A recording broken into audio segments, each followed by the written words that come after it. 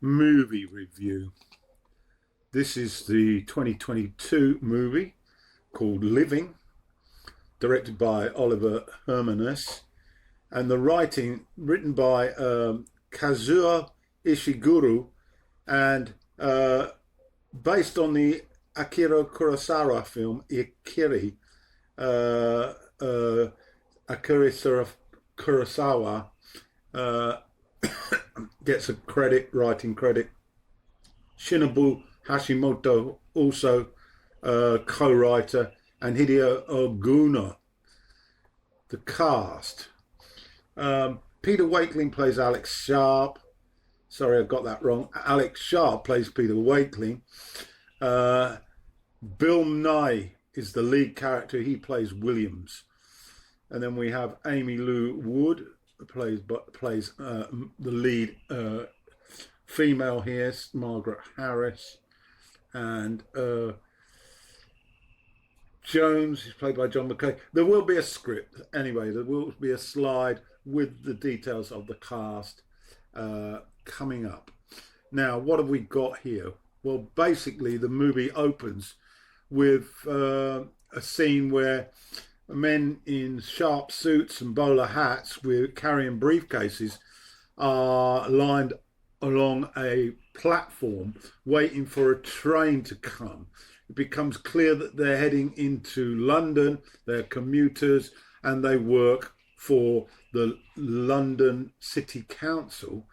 The time period, I would suggest it's probably in the 60s, early 60s. It's certainly post World War II, set in London, of course. Nighy's at the centre of the story. He joins the train a few steps down. So prior to his appearance, the other lads, who are all his junior, make certain comments about him, not derogatory, but general chit chat about their boss, Williams, who they're going to collect. And once Williams joins them, he makes no effort to mix with them. He's clearly a supervisor and prefers to keep himself separate. They all work for the Public Works Department, and we get a period of 5 to 10 minutes at the beginning where there's a lot of chit chat in the workroom regarding work that's come through, contracts, estimates, and it becomes clear that any slight problematic requests are neatly filed, and the employees are almost encouraged to stack their workload as high as possible, so that they don't get any new work. And this type of attitude provokes a sort of very much a sort of we'll do the minimum and we won't really chase up on any issues that particularly would be of value to the public. Although this is a public works department, it appears that the public are the last things on these workers' minds. Later that day, Williams excuses himself. He's got an appointment and he goes to the doctor, and it's a follow-up, and he's told briefly and succinctly by the doctor that he has a terminal illness. We don't hear the words cancer, and we don't hear the words stomach, but later it becomes clear that it's some gastric cancer anyway. And this sort of provokes a complete change in how he views his life. He lives with his son and a daughter-in-law, and he's at home when they return from a period outside, and he refrains from describing the doctor's visit and the outcome, and basically keeps the information from them. The film then goes through how Williams shows a new sort of focus on how life should be enjoyed.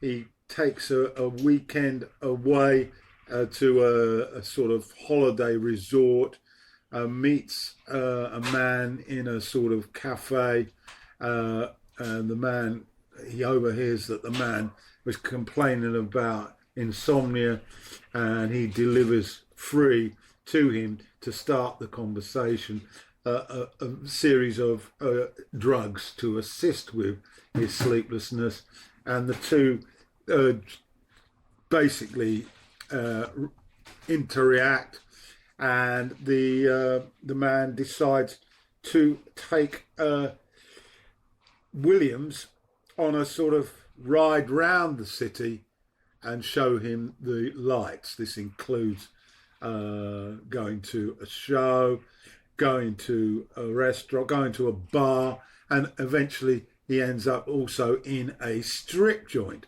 And this is all a complete new lifestyle for Williams.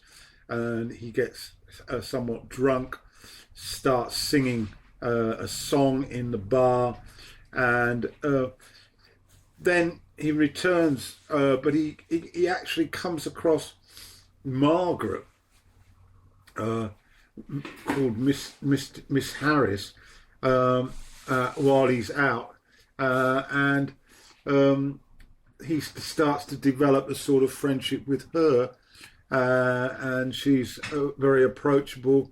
They discuss, intimate things to some extent. Margaret confesses that Williams is called Mr. Zombie in the office because his lack of response, and he shares with Margaret that he has only months to live, and the film evolves from this moment. So the film sort of highlights his relationship with this woman. He has to write a reference for a job that she's after, a promotion job. However, the reality is that when Williams goes to where this restaurant where she's supposed to be a manager, she appears to be nothing more than a waitress, and they then take their sort of friendship that's evolving outside, and we spend time with them as they walk in a park, and it's and unfortunately somebody spots this and passes on rumour to Williams's son, who has been quite alarmed by the withdrawal of a large amount of cash from his father's account.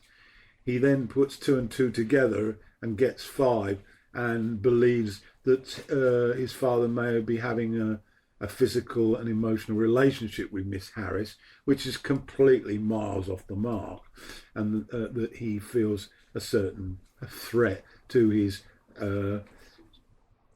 future inheritance. But that's a sort of a byproduct, really, of this movie. We then also get considerable amount of time post the death of Williams, showing how he, in his last days, went about being proactive with regard to a request for funding for a playground in the local neighbourhood that has been pushed into the stack of work to do and forgotten. Williams takes it upon himself to make a difference, which he hasn't really done throughout his life, and brings about the funding and creation of the playground for young children in the area. So the message is very much a case of, in life you should basically be proactive, and this, as I say, is the message. impact yourself, however small, because what you do has an impact on others, and there's almost sort of pay it forward type feeling to the movie, and also a knock-on effect. And so this is the message, and the performance of Nighy, who of course received a Best Actor nomination at the recent Oscars awards, is absolutely brilliant. He's in his mid-70s now, so he perfectly typified the role here, and I like his style. It's very laid back, but very honest, and to the fore really is his sense of justice.